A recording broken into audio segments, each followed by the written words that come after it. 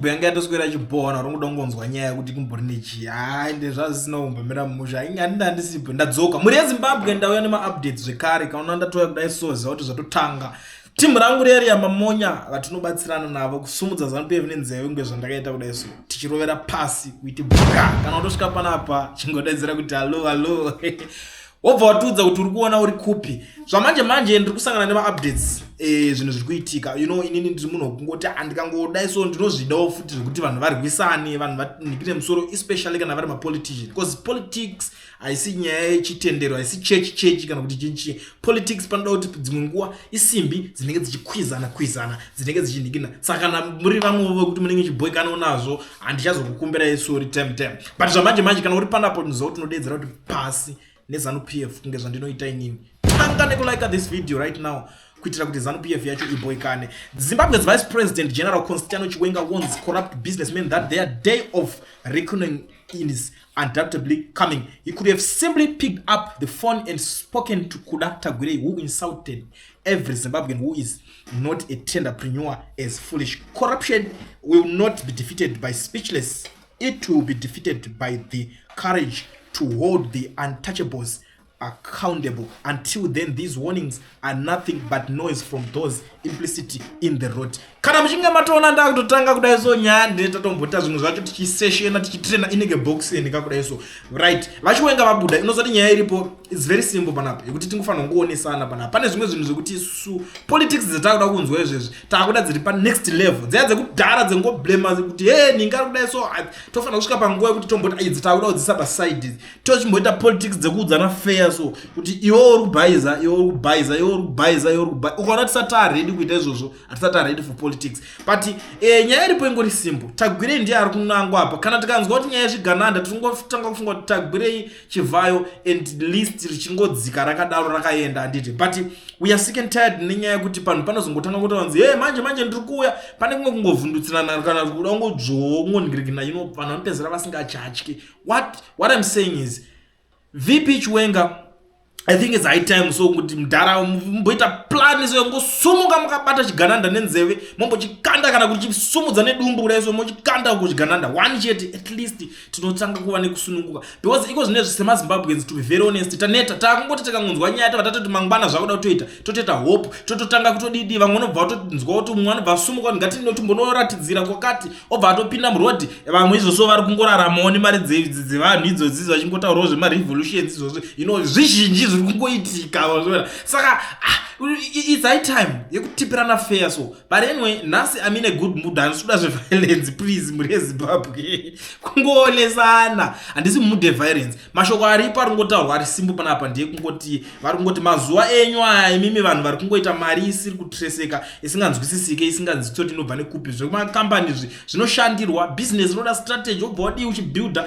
kutongomuka wapa next level ndo mashoko ari kubuda ari kutenderera ende tikada kutedzera kana kuti kutarisa speech yaVP Chiwenga iyi tobva tatarisa speech aMdarageza tiri kuona kuti zviri kuita zvichinomecha kudai so because Mdarageza kusvika pazuva ravo rekupedzisira kutaura vanga vakungopopota nyaya yazvigananda vakungopopota nyaya yakuda Tagwirei ndopa vanga vakungoramba vakadzvanya ipapo handi muri kuona manje zviri kuitika saka izvezvi tiri kuona kuti VP Chiwenga vakungoita vachingoita se vachingodzvanyawo kusaziva kuti vane anything to do here pamusoro pazvo vane plan here nevanhu ivavo kana kutiwo zvichangoperawo mungotaura ikoko like zvatinongoitawo isusu handi tinongonzi muchaukura mukahukura tikutoona kuti pamwe vanongoningirirana but I don't know kuti muri kuitirawo sei nyaya yacho ndangoti ndingopfura nepapo kuti timbovhurana brain but macomment section yangu ndakavhura kuti timboonesana havandawo zvekupopota uyai nhasi ndirimo ndadzoka mucomment section imomo kune vari muSouth Africa ngoda kuregisterwa company vavhurwa FNB business account bata Owen education research anokurejistera company yako obva kuvhurira FNB business account zviri easy hazisi zvekuzoswera uchizonyanya kutenderera uchiti zvoni ndiani umwe achandiitira zvinhu zvakapusa kudaro zvakaoma ukada kuzvitira wega but wakuenda kuna Owen ndopochera kuti zvakapusa because iye anokuitira nguva diki so saka chingotora nhamba dzake zvokuti hauna permit hazvina basa chinhu panangodiwa passport yako iri valid obva kuvhurwa FNB business account company registration mangwana unozo uchinditengera drink uchinditenda kuti inowe wakandiratidza chibaba chachiya. Anopedza masports anozvigona, so contact imba nhamba dzake agara atokuitira izvi. So ende tinenge kunga promotion katikuda kuti ambokupai kevanhu vari muSouth Africa. Saka you never know, pamwe ndiwe first vanhu 10 vacho vari kudiwa, because every day vanhu vari kutozviitira zvinhu zvavo, vanhu vese vari kungozvivhurira FNB business account yako kungonovhurirwa ikoko takungoti asina irombe. Saka mhanya kwaOwen. Saka makateerera munzwa zvekutaurwa panapa muzondudza kuti muri kuionawo sei nyaya yacho iyoyi. Nhasi pari kupisa, a lot is happening in our country, and taswera tichifambira dzimwe nyaya dzakawanda wanda zvekuti ipapapo takuda kutanga kuita tichireleasa zvinhu zvanga zvichikuita se zviri kutaurika mumastreets ipapapo. Iwewe kulendi iwe. Ndiri kutanga ndichipinda pamba ndiri kuti kwauri ngatiisimudze ZANU-PF. Takagara kare takaisimudza, inokuwa mumhepo iyi, haina kana ningirikini. Anonga mamhaseli aya inonzi chiko yavanomwa yekuti vaite mamhaseli aya, but munhu wacho asina pakangozara mazimvura chete. Isusu neutete hwedu iwowo totovasimudza tovarovera pasi futi, sezvo chigaro vachitaura. Ndokumbira mupana wangu Safa wakabvuma kutengwa iwewe. Because mweya wangu uri kundiudza kuti zvauri kuita zviri pachena. Saka izvezvi so zvauda kutamba navana Traore vachakunyudza mupana wangu, vachakunyudza because vanhu ava munoona majournalist munotengwa imimi. Saka usafa wakabvuma mupana wangu, ngativabate izvezvi vari mumhepo izvezvi, chasara nechoti varovere pasi chete. Uri pazvo zvandiri kutaura, hativasimudze, ngatirambe takavabata nenzeve iyo ZANU-PF yacho naTraore yeyi. Tsvitsa meseji iyo kwaari Traore yeyi unoda kuita sokunoziva politician too much. Vanoziva yavo yeudofu yeZANU-PF yavo iyoyi. Benzi rekupedzisira iroro Traore. Chaanongoziva kungoprovoka chete. When he came here and his in channel, what he knows is to provoke people. Ndo zvaanongoziva chete, kungoprovoka. Iwe chii chawakaita as Traore, iwe usinganyudzi vanhu, chii chauri kuita iwe Traore iwe? That's my question to you. Chii chauri kuita iwe? Ita zvekuri kusaidi kwako wakamira wega wako, tione kuti zveshuwa uri kuita basa, uri kufamba nesu kana kuti wakamira nesu. Kana wouya kuvanhu tobvumirana newewe Traore iwe, tione kuti yes uri kufamba nesu, uri kuvanhu. Noti zvako zvekuda kungoya ikoko channel yako uchingotaura zvisina kana basa rese, uchingoposta kana zvisina kana basa rese. Iwe Traore iwe, I'm warning you again iwe. Uri kupazwa? Siyana nekuda kudivhaita vanhu kwauri kuita iwe. Uri zva ndiri kutaura, utsotsi wako taubata. Takubata tapinda deep newe, kusaona takanyarara upfungoti takapusa. Kunyarara kwedu hakusi kupusa. Iyangu yetukudze chokwadi iwe Traore iwe nagamba kwako iwe. Kuita songe muri kuita semuda muri kurwa. Izvo hamusi kurwa, muri pamwe chete. Kuda kuita songe muri kune vanhu, izvo muri pamwe chete. Sezvamakaita kune benzi redu iri rinonzi ananiko iri Mudzimbwa. Ibenzi hapana zvatingaitwa. Ibenzi handi kana ukanzi kana ukabara vana kana vari 5 kana kuti 10 kana 2 chaivo havazombofanani. Benzi rinotovapo chete, mupazwisisa. Ibenzi mwana wedu, but ibenzi Mudzimbwa watobhaiza kudarikidza chaivo, but the only thing is tichamudiscipline hake iwe. Hatinesi ndowedu tomudiscipline, but mumapenzi imimi ungwari hwenyu muri kuda kushandisa uka takaubata kudhara, datakanyara tichikudzidza tichikustudy futi tichiuya nemi. Muda kuti ndimi vanhu vari kuda kutozama kutoita mari imimi, muchida kungocriticize our mission. You guys, you are full of shit, and I'm warning you, and I want to tell you something that you don't know. Iwe Traore uchamama nagamba kwako. This is a spiritual thing. This is a spiritual thing. And when I'm talking immediately now, as I'm talking, you are in trouble. Iwewe nagamba kwako iwe. Uzama kuda kushinga, moshinga chiko. Muchamama. Because inini ndikabata zvanoita izvi so, ndichitozviita so, ndichitotaura so. Pane zvinoitika kwauri, you will be shaken. Even munangagwa iye kwari ikoko. Handisi kuvata usiku nesikati. Unofanira kumama. Unofanira kufamba ichizviwetera. Unofanira kufamba ichizvimamira. Vanhu vakauraya vakawandisa. Vese nevamazipinza vananhingirikini shamwari dzako idzodzidzo, vana uyu, vana Chivhayo.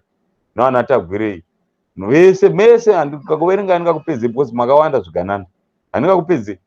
Muchafamba musina kupfeka mwakupenga. This is what I'm saying to you. Kuparliament ikoko tozviziva kuti kuparliament ikoko vari kumuona Ndabainingi Sithole akagara akagara but vakasvika kuda kuswedera pa dzasa mechiona paringira kuti richida kuadresa zibenzi renyiriri zimunangagwa renyiriri ringe richimodza rizotaura zvino zvisizvo because of vakawanda vanhu vamakauraya. And muchamama, I'm telling you guys, musafunga kuti pasi takapusa mudzimbi yedu yakapusa muchiona tichinyana kudai tiri urwa and muchamama muchafamba musina kupfeka. Ndotokuudzai muchafamba musina kupfeka because nguva yekuti manje isusu punishment yatoda kupaika toda kuti nyika yese ione yekupenga, toda kuti nyika yese ione. Saka I am warning you, come to the people nguva ichiripo, come to the people nguva ichiripo, come to the nation nguva ichiripo, because the nation ndio ine power. Yenyi individual yamuda kutry haina kana power, because when we fed up and we don't beg kudzoka kumashure. Ndakuudzai ndikati nini ndiri dofu handida kuenda kuchikoro ndiri munoona rinonzi gudo kana rikange ratsamwa roenda mberi rikange ratsamwa haridzokeri kumashure gorira is better kundura banondura achienda mberi. Manje problem takawanda hatiperi, ndo nyaya yenyu, ndo pamuchamamira ipapo takawanda hatimopi makatipedza futi, and we are going to win this war. Gore rino igore rehistory of Zimbabwe. It's igore re-state republic, igore rekutora nyika kubva kuZANU-PF, because ZANU-PF is our enemy now. Iwo tori ZANU-PF, gara kuZANU-PF kwako kubati igore rekutora ZANU. Takutokuziya mubhuku redu you are numbered, iwewe Traore iwe naGambakwe iwe, you are numbered, you people. Vakawanda vamwe vacho handivataura nemazisa, but because ini makazvibudisa pachena imi pachezveimuri mega mabuda pachena, and we are going to fight you individual as makabuda pachena as individual, but you work like you are individual, but I know that you are numbered, you are a lot of number, you guys. And muchamama vanhu vari kuda kuchinja vari kuuya kuvanhu vakawanda vanga vakamira nemwe vari kuuya kuvanhu. Problem hamuzivi vanhu vamuri kurwa navo, because vanhu vamuri kurwa navo it's a one of you guys. Ndo pane problem iyi. It's one of you. It's the people that are giving us information. It's the people that are give every day. They came to us and tell us kuti okay, apapa kwaona vakadai ndo strategy yavo, kwaona vakudai vanikwa kuda kuya vakadai, and those people vamwe vakatora kwa vamuchida kutovauraya imi kuZANU-PF ubva vatiza tinavo vanhu ivo vakaita seivavo. Nevamwe vamakatraina maCIO whatever everything, tinoziva utsotsi wenyu, tinoziva maitiro enyu, but tiri kuya in different strategy pane yamajaira kushandisa imi, because taakuziva strategy yenyu. Iwe Traore iwe couldn't endesa message one, couldn't endesa message one, and newe unyore zvinenge zvichifambidzana, musoro inyaya ufambidzana nezvaunenge uchizotaura kuzasi, noti zvaunoita zvekunyora kuti zvazodai zvikadai kuzasi uko hazvisizvo zvaunenge waningirisa wanyora kumusoro wenyaya iwo. Unofanira kuita zvinhu zvinofambidzana nezvaunenge wanyora. Some believe mufana.